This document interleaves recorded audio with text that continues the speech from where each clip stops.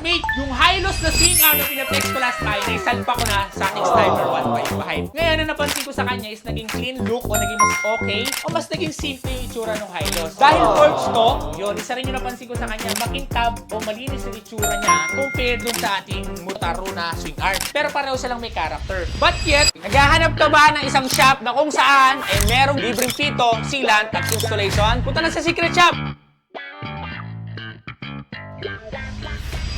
Ngayon, mas simple pa, pero maangas yung dating ng Hylos natin. Which is, tuwan-tuwa ko dahil, okay, ang ganda eh. So, nasa doon ako sa part na simplicity, but all good. Kaya kaya classmate, base dun sa pagkakakita ninyo ngayon, dun sa Sniper 155 natin na may Hylos na swing arm, okay ba siya o hindi? Comment down below kung pogi ba siya, o simple, o maangas yung pagkakaroon ng isang forged na swing arm para sa isang Sniper 155. Comment down below. Iba yung dating eh.